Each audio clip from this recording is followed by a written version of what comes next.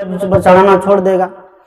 इसलिए सदगुरु कहते हैं भगवान यहाँ किसी को कुछ भी नहीं देता है, आदमी अपने ही कर्मों का फल भोगता है, चाहे वो पाप करे चाहे वो पुण्य करे। कहा जाता है एक बार एक सेठ था, बहुत नामी ग्रामी सेठ था, एक ही बेटा था उनको।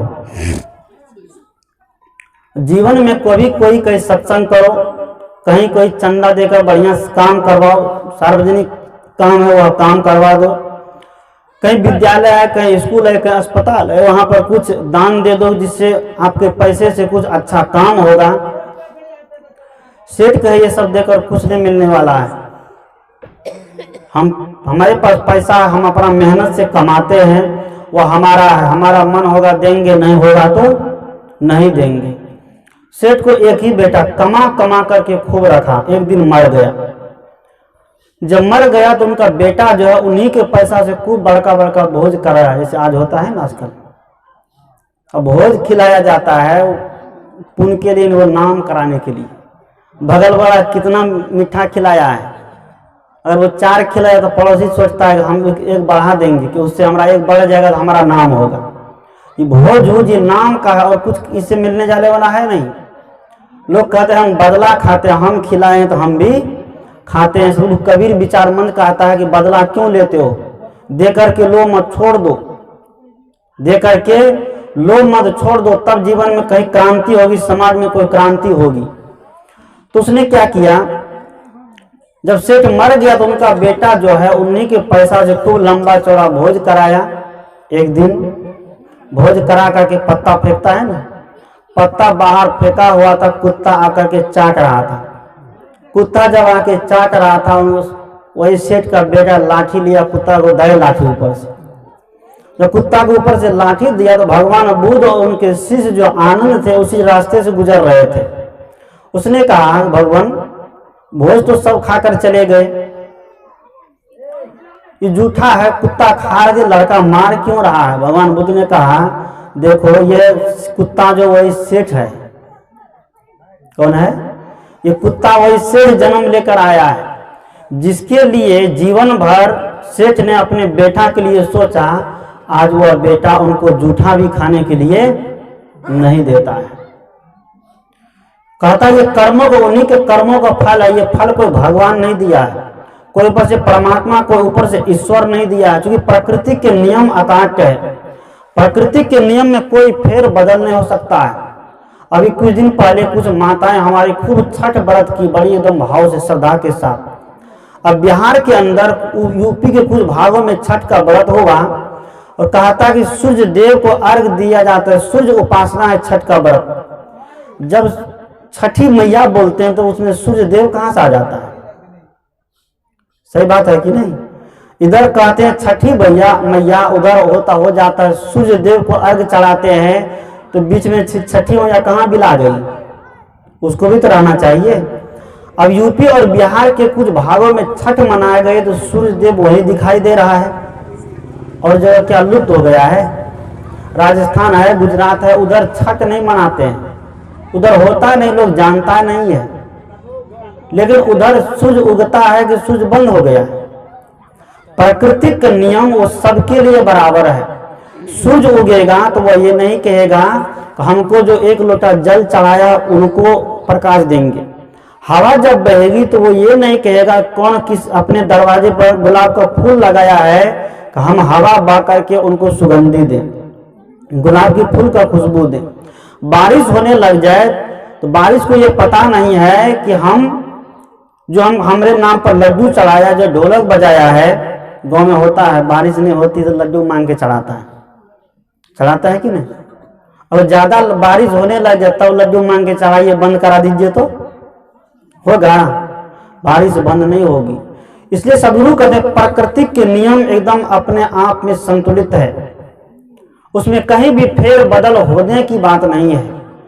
प्रकृति के नियमों को जब हम समझेंगे, उसी प्रकृति के नियम में जड़ आता है। और दुनिया में 2 मूल तत्व है, जड़ और चेतन।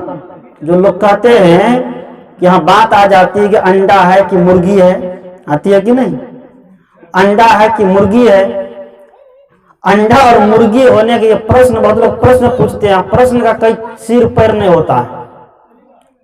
प्रश्न जो होते हैं वो जीवन से जुड़े हुए होते हैं कि आपके जीवन में दुख है, आपका मन अशांत है, आपके घर में झगड़ा है, झंझट है, आपके घर में मन मुटाव है, ये जीवन से जुड़े हुए जितने प्रश्न है उनका समाधान होता है। और जीवन से जो जुड़े हुए प्रश्न है उनका आज तक कहीं कभी कोई समाधान करके नहीं बता पाया। बहुत लोग कहते हैं कि मनुष्य आया कहां से, जानकर क्या करोगे, मनुष्य हो इतना जानो ना बस। अगर मनुष्य हो इतना जान जाओ तो पूरे दुनिया का सुधार हो जाएगा, नहीं होगा। इसलिए संत ने कहा कि एक दिन तूफान कम हो जाएगा, खुद ब खुद पाषाण नम हो जाएगा और स्वर्ग चुमेगा धरा के बड़े चरण आदमी जब आदमी हो जाएगा। आज आदमी को आदमी सा होना नहीं आया, दूसरों के दुख दर्द पर रोना नहीं आया, आदमी की आदमियत से हो गई है शादी, लेकिन अफसोस है कि अभी तक गौना नहीं आया। संत लिखते हैं कि जिस दिन आदमी सुधर जाएगा, जिस दिन मनुष्य सुधर जाएगा, उस दिन से दुनिया के सारे प्राणी का सुधार हो जाएगा। और मनुष्य नहीं सुधरेगा, सब प्राणी तो सुधरे हुए, सब प्राणी का जीवन अच्छा है। आपके दरवाजे पर गाय बंधी है, गाय अभी तक घास ही खा रही है, कभी एक टुकड़ा मांस नहीं खाया। क्या खाई है कि कभी सिगरेट बीड़ी जला कर लिया है, हैं? लेकिन आदमी जब निकलता है, चौक पर पहुंचता है, प्रदीप का दुकान है, वो भी कहता है कि इसी में फायदा होता है। कौन चीज में? यही सब में फायदा होता है। भाई जब गाय भैंस घोड़ा ऊंट खच्चर नहीं खाता है तो उनको फायदा कहां से होता? कहता है उस रूप में आज मनुष्य बहुत है। आज मनुष्य के रूप में गधा है, कोई घोड़ा है, कोई कुत्ता है, कोई बंदर है, कोई बिल्ली है। सदगुरु कहते हैं कि सारे मनुष्य इसी शरीर में रह करके और उस रूप में जन्म लेकर के सब इसी में भोग को भोगता है। और भोग को भोगते भोगते एक दिन क्या हो जाता है? राम नाम सत हो जाता है, लेकिन भोग पूरा नहीं होता है। सदगुरु कहते हैं कि भोग पूरा करने के एक ही माध्यम वो है सत्संग। आप सत्संग में जाकर के संत से जुड़ करके ग्रंथ को पढ़िए। हम ग्रंथ को पढ़ने के लिए मना नहीं करते। कबीरदेव ने कहा कि वेद कितेब ताकिन झूठा झूठा जो न विचारे, लेकिन वेद कितेब ताकिन झूठा झूठा जो न विचारे। सदगुरु कहते हैं वेद और किताब को मैं झूठा नहीं कहता हूं, दुनिया के सारे शास्त्र आदरणीय है। सदगुरु अभिलाष साहब इसके पहले वो खूब भागवत की कथा कहते थे, रमन की कथा कहते थे। जब कबीर पंथ को स्वीकार नहीं किए थे, खूब भगवान की कथा, रमन की कथा, उपनिषद की कथा, पुराण की कथा सब कहते थे। और भगवान का कोई उसके सामने खंडन कर दे तो बस उनको मानने वाले नहीं थे। सदगुरु अभिलाष साहब अपने ननिहाल जब जाते थे तो बीच में एक कबीर आश्रम पड़ता था और उनको कोई बता दिया था कबीरपंथी लोग ये लोग भगवान भगवती को नहीं मानता था। तो बीच में कबीर आश्रम जो पड़ता था, वह जब से जाना कि कबीरपंथी लोग ये मानता नहीं है, उस रास्ते से जाना ही छोड़ दिया। क्या पता है कभी कभी कबीरपंथी का छीटा हमारा दिमाग पर पड़ जाएगा, हमारा भी दिमाग घूम जाएगा, हम भी जो भी भगवान को मानते वह भी छूट जाएगा। लेकिन उसके हाथ में सदगुरु कबीर साहब का ग्रंथ बीजक पड़ा और 3 ही महीना में उनका सब छीटा वह कहाँ गया कोई पता नहीं चला। आज भी वो बहुत प्रवक्ता है जो कबीर साहब को बड़ा घसीटना चाहते हैं। कबीर साहब भी भगवान मानते हैं, कबीर साहब भी मानते हैं कि त्रिकुटी मानते हैं, कबीर साहब एक अलग परमात्मा मानते हैं, कबीर साहब भी नाद और बिंदु को मानता है, कबीर साहब भी जप मानता है। सदगुरु कबीर ने कहा कि ये सब कुछ ही समय के लिए है, ये सब बहुत समय के लिए नहीं है। सदगुरु कबीर के इस खूंटा को अगर हम पकड़ के रह जाएंगे तो आगे नहीं बढ़ पाएंगे। क्या बढ़ेगा? और किसी भी खूंटा में हम बांधते दिया तो सही है, जो शुरू के साधक जो नए साधक है उस साधक को कोई आलम्बन दिया जाता है, हम लोग भी देते हैं। लेकिन उनको अंत में यह बता दिया जाता है कि ये शरीर तुम्हारा गुरु है, इस शरीर से हम गुरु है, लेकिन तुम्हारा अपना गुरु खुद का विवेक है। हम तुम्हारे यहाँ कभी आ सकते हैं, आ जाएंगे, कल आएंगे, फिर साल भर के बाद ही आएंगे, लेकिन आपके पास आपका विवेक रहेगा। आप विवेक को अपना गुरु बना लेंगे तो हम आएंगे या नहीं आएंगे आप वैसे ही रहेंगे कि नहीं। इसलिए सदगुरु कबीर के पंथ में माला दिए जाते हैं। सदगुरु कबीर रामानंदी संप्रदाय से निकलने वाले महात्मा है, ये मत समझिए कबीर साहब अलग पंथ बनाया, नहीं। सदगुरु कबीर रामानंद गुरु के पास रहते तो स्वामी रामानंद भगवान राम की पूजा में तल्लीन रहते थे। सदगुरु कबीर ने बचपन से देखा उस बात को और देखा कि हमारे गुरु जी जो है, जो काम कर रहे हैं उससे कुछ मिलने जाने वाला नहीं है, कुछ होने जाने वाला उससे नहीं है। और उसी दिन से, जब से सदगुरु कबीर को विवेक हो गया, उसी दिन से कबीर साहब ने क्या किया, स्वामी रामानंद का साथ छोड़ दिया, लेकिन गुरु का चिन्ह को नहीं छोड़ा। कुछ लोगों ने क्या किया, उसी को उठा फेंक दिया है कि नहीं, गुरु के चिन्ह को नहीं छोड़ा, क्योंकि वैष्णव का प्रतीक है। अभी भी देखिए रामानंदी संत माला पहनते हैं, तुलसी का माला अभी भी वो नहीं छोड़ा है। अगर उनको छोड़ देता कबीर साहब तो गुरु का उल्लंघन हो जाता, गुरु का अवहेलना हो जाता। इसलिए सदगुरु कबीर ने उसको पकड़ के रखा है। इसलिए कबीर साहब के विचार में पदे पदे गुरु का मार्गदर्शन आया है कि गुरु कुम्हार शिष्य है, गड़ी गड़ी कारे खोट, अंदर हाथ सहार दे बाहर मारे चोट। चूंकि यह रखने से इनका बहुत बड़ा मोल चुकाना पड़ता है कि नहीं। जो लोग नहीं रखा, उठा के फेंक दिया, तो उनका क्या मोल है, उनका कोई मोल नहीं। एक बार कहा जाता है एक वैष्णव आदमी था, गले में माला पहनता था। हाँ, वैष्णव आदमी गले में माला पहनता था। एक बार हुआ क्या, एक राजा बहुत खेती किया, मक्का की खेती बहुत कर दिया।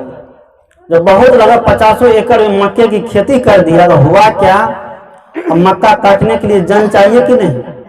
पूरे गांव में ढोल पिटवा दिया कि मक्का काटने के लिए आना है। तो सब लोग चल दिया मक्का काटने के लिए। वो माला जो कंठी पहना था वो अभी चला गया, वैष्णव आदमी माला काटने, मक्का काटने। मक्का काट करके सब जमा किया, जमा करके अब उसका क्या बोइन बोलते हैं, बोइन दिया जाता है ना। जब बोइन देने का समय आया तो सबका देते देते देते देते जब माला वाला के पास आया, राजा कहता है कि तुम सब ले जाओ। क्या कहा कि तुम सब ले जाओ, जितना काटे हो सबको ले जाओ। अब जो सट्टा सब था वो सोचता है बाप रे बाप, माले पाने में फायदा है। सट्टा सब सोचा कि माला ही पाने में फायदा है। हम लोग माला पाने होते, वो 25 बोरा काटा तो 2500 ले गया। हम लोग 25 बोरा काटेंगे, 2-4 बोरा हम लोग को दिया। अब सब विचार करने लगा, पूरे गांव के लोग, चलो माले पहनने में फायदा है, माला पहन दो। पूरे लोग क्या किया, एक महात्मा आया सत्संग करने से, उस महात्मा से पूरा गांव का गांव एकदम माला धारण कर लिया, वैष्णव हो गया। पूरा गांव का एकदम खूब मौज पिजाने लगा। अब तो हम भी वैष्णव हो गए। अब तो राजा का पूरा एकदम हड़प के ले आएंगे, पूरा छीन छान के ले आएंगे। दूसरे बार फिर राजा ने क्या किया, 100 एकड़ मक्का लगा दिया। 100 एकड़ मक्का लगाया। उस बार भी वही बात हुई, सबको ढोल पिटवा दिया। जब मक्का काटने का समय आया, फरवरी मार्च अप्रैल का महीना, तो सब लोग आ गया मक्का काटने के लिए। मक्का काटने के लिए काट करके क्या किया, कोई राजा से पूछा नहीं, बोइन तो मिलते कि नहीं मिलते, सब अपने अपने घर लेके चला गया। जब सब अपने घर लेके चला गया, क्योंकि जानता था हम माला पहन लिए, तब राजा तो कुछ कहेगा नहीं, सब लेकर चला गया। सब लेकर जब चला गया तो यहाँ मुनीम को बाप रे तर ऊपर होने लगा कि इतनी लागत लगा करके मक्का की खेती किए हैं। जब काटने के समय आया तो खाली ठठेरा खेत में बचा हुआ है, कोड़ा तो सब चला गया। मुनीम जाकर के राजा को बताएगा ऐसी ऐसी बात हो गई। राजा ने तरीका निकाला, कहा कि अगर ऐसे लड़ेंगे पूरी जनता हम हार जाएंगे, क्योंकि वही हमको राजा बनाया है। राजा ने तरीका बताया, फिर ढोल पिटवाया, सबको बुलाया कि चलो सभागार में हाजिर हो जाओ। सब हाजिर हुआ। कहा कि देखो, सभागार में सबको बुला के कहा देखो बात ऐसी है कि जिनको जिनको मक्का चाहिए सबको एक घेरा के अंदर जाना पड़ेगा। सब खुश होकर घेरा के अंदर घुस गया और ताला मार दिया। जब घेरा के अंदर घुस गया, चारों तरफ से बाउंड्री है, कूदेगा फानेगा, किधर से भागेगा, भाग पाएगा, बड़ी ऊंची बाउंड्री है। ताला मार दिया। जब ताला मार दिया, कहा निकलने का रास्ता यही है। एक एक को बुलाते गया और एक कसाई के हाथ में तलवार दे दिया। तलवार देकर गेट पर कहा कि एक एक को निकालते जाओ, पूछते जाओ क्या पूछते जाओ, गला चाहिए कि माला चाहिए। लाया गया, एक आदमी को लाया गया, पूछा, तलवार जैसे दिखा, बाप रे, धार एकदम रत रत करता है। पूछा कि गला चाहिए कि माला चाहिए। वो कहता है, ओ बाप, हमरा छोड़ दीजिए, यही माला ले लीजिए, हमको हमारा गला छोड़ दीजिए। माला उतार करके वहां धर दिया। दूसरा को बुलाया, दूसरे भी कहा, हमको माला नहीं चाहिए, हमको गला हमारा छोड़ दीजिए, बचेगा तो हम बहुत मक्का बोए में कमा लेंगे। वो अभी माला को धर लिया। इसी तरह से गांव के जितने लोग थे सब ने क्या किया, वहां पर माला उठा करके धर दिया और अपना गला बचा करके वहां से भाग गया। अंतिम में वह वैष्णव जिनको पूरा का पूरा मिला था उनको भी बुलाया गया।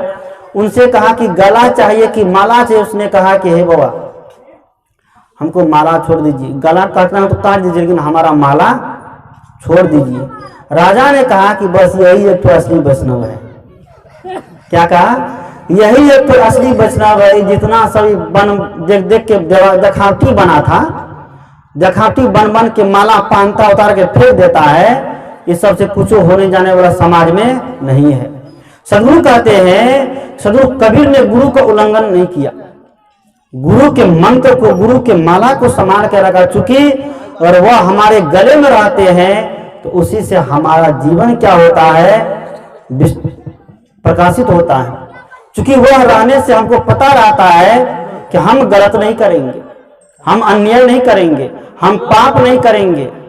क्योंकि अगर हम शस्त्र को उठा के फेंक देंगे तो लड़ाई कौन चीज से करेंगे? योद्धा जाएगा ये रणभूमि में लड़ने के लिए और शस्त्र को उठा के फेंक देगा तो क्या लड़ पाएगा? नहीं लड़ पाएगा। वैष्णव का मूल मंत्र है माला, कंठी। तो ये कंठी माला आपके गले में, आपसे कोई भी गलत कर सकता है या आप गलत कर सकते हैं। इसलिए